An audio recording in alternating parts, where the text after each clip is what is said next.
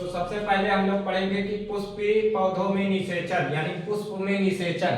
पुष्प में निषेचन होने से पहले यानी पुष्प में निषेचन पढ़ने से पहले सबसे पहले हम लोग जानेंगे कि पर परागण क्या है या फिर स्वपरागण क्या है या फिर जो पॉलिनेशन परागण की क्रिया होती है जो, तो परागण की क्रिया जो होती है उसमें हम लोग पहले समझेंगे सबसे पहले कि स्वपरागण क्या है। स्वपरागण में आपने देखा होगा ये लगभग मूंगफली में और इसी प्रकार अन्य भी पुष्पों में होता है, फलियों में होता है।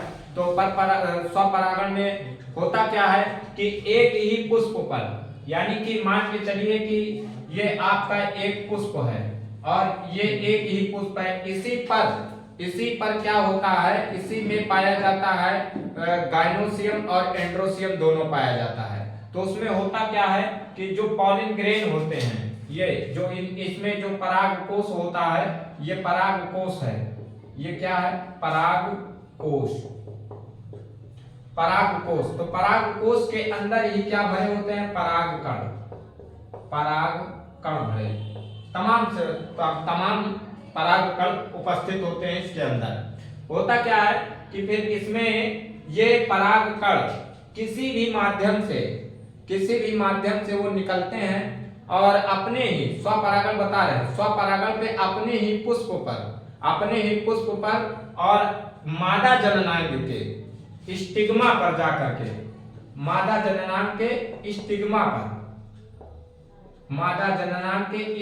पर जाकर के चिपक जाते हैं। अब वो हवा के माध्यम से हो या जल के माध्यम से या जीव जंतु या कीट पतंगों के माध्यम से, किसी भी प्रकार से इसमें से निकलते हैं कण और वो कण जा करके यहाँ स्टिग्मा पर, इसको हम कहते हैं वर्तिकाग्र। इसको हम कहते हैं क्या? वर्तिकाग्र पर जा करके चिपक जाते हैं। जिस समय परागकण का क्रिया होता है या निषेचन होना होता है, उस समय यहाँ पर जो वर्तिकाग्र होता है स्टिग्मा, यहाँ पर अपने तरफ से वर्तिकाग्र स्टिग्मा में प्रकृति की देन अपने तरफ से अब स्वतः चिपचिपा सा तरल पदार्थ उत्पन्न हो जाता है।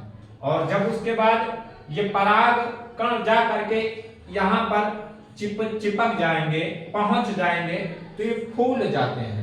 पराग कण जो होते हैं वो क्या होते हैं? फूल जाते हैं। फूलने के बाद उसमें से पुनः प्रस्फुटित होकर के वो अंदर से एक ट्यूब के संरचना, जो पॉलन ट्यूब होता है, यहाँ पे एक संरचना ऐसी होती है अंदर, पॉलन ट्यूब जिसको हम कहते हैं पॉलन ट्यूब।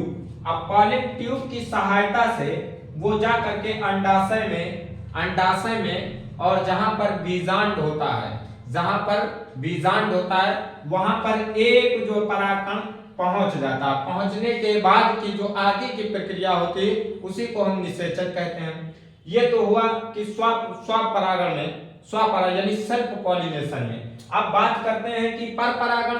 तो पर परागण में जिस प्रकार से ये एक पुष्प आपने देखा ये बना है, इसी तरीके से एक पुष्प और होता है, तो इसमें का जो एंथर होगा वो जा करके दूसरे पुष्प पर बैठ जाएगा।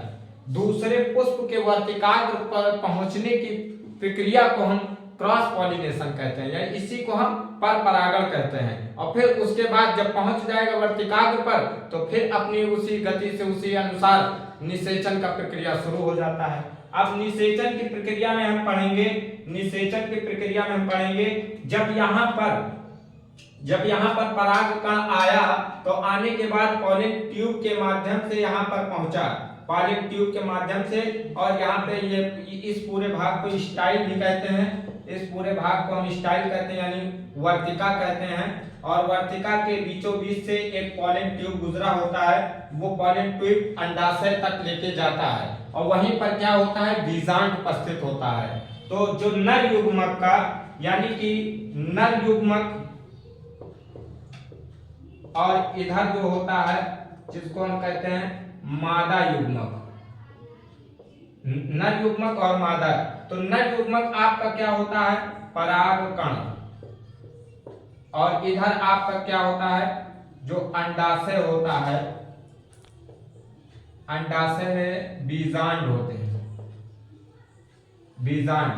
तो जब परागकण और अंडाशय, मादा युग्मक में यहाँ अंडाशय है और नर युग्मक का जो परागकण, ये जब दोनों आपस में यानी कि मिलते हैं, फ्यूज हो जाता है, तो इस घटना को हम कहते हैं क्या? निषेचन कहते हैं।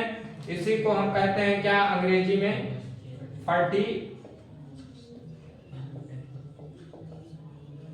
फर्टिलाइजेशन भी कहते हैं। इसी घटना को हम फर्टिलाइजेशन भी कहते हैं। निषेचन के बाद जब निषेचन होगा, जब ये दोनों आपस में नर युग्मक और मादा युग्मक मिलेंगे, तो उसके बाद निषेचन होगा। निषेचन के बाद तुरंत किसका निर्माण हो जाएगा? भ्रूण, भ्रूण का निर्माण होता है। किसका? भ्रूण, जिसको हम कहते हैं जायगोट, जिसको हम किस नाम से जानते हैं? जायगोट। और भ्रूण के बाद वही भ्रूण आगे चल के फल में परिवर्तित हो जाता है। वही आगे चल के फल में परिवर्तित हो, जो फ्रूट कहलाता है, फल में परिवर्तित हो जाता है। और फल में जब परिवर्तित हो जाता है तो फिर आगे चल के ये रंगयुक्त जो पत्तियां हैं, जो करोला है, कैलिक्स है, ये सब सूख करके गिर जाते हैं और उसके बाद वो फल जो होता है क्या होता है? डेवलप हो जाता है। आशा है आप सभी को अच्छा सा समझ में आया होगा और आप सभी से पूर्ण विश्वास भी है कि अगर समझ में आया है तो हमारे चैनल को सब्सक्राइब और लाइक करें। और अपना एक प्रकार से वर्तमान में जो आधुनिक प्रक्रिया का ये जो साधन है, इसको अगर आप लाइक और सब्सक्राइब करते हैं तो इससे एक आशीर्वाद स्वरूप प्रदान होता है। जय हिंद।